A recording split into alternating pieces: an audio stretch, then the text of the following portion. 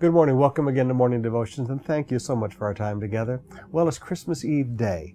We look forward to seeing you tonight at 5:30 and at 8 p.m. Please come early. The auditorium will be completely full and overflowing, both services for the great communion celebration, the great candlelight communion. It's one of the highlights of our year here at COP. Please, if you drive a car, make sure you park next door at the Pearl Hotel. We'll have free parking set up for you there. We'll have the parking stickers available for you in the concierge tables of both General Luna and Taft Avenue lobbies. I want us to go back now to Revelation chapter 17. This is not a Christmas thought. We're just working our way through the book of Revelation. I want you to see today that democracy is not all that spiritual.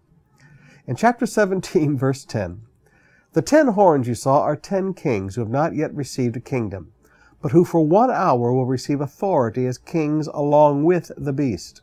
They have one purpose and will give their power and authority to the beast.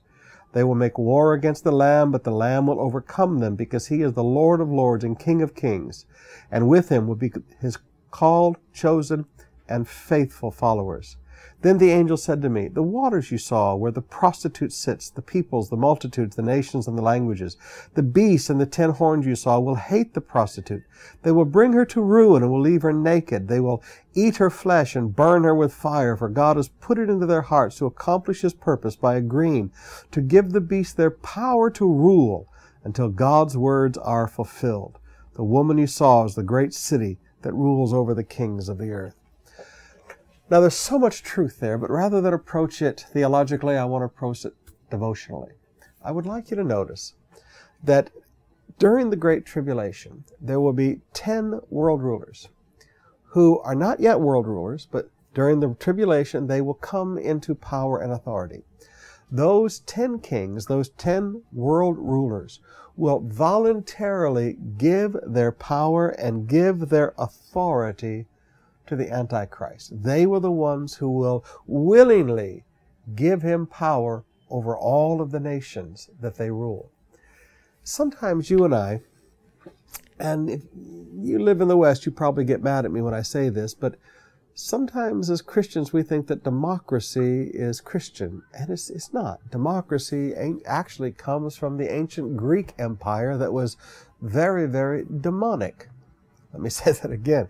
It comes from the ancient Greek world, which was very much controlled by the demonic. Socrates and Plato, they were all controlled by their daimons, or their familiar spirits, or their demons.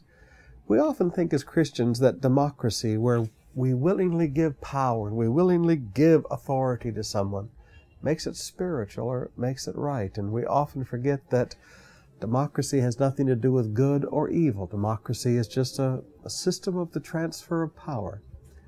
Now, during the tribulation, democracy will be very, very strong.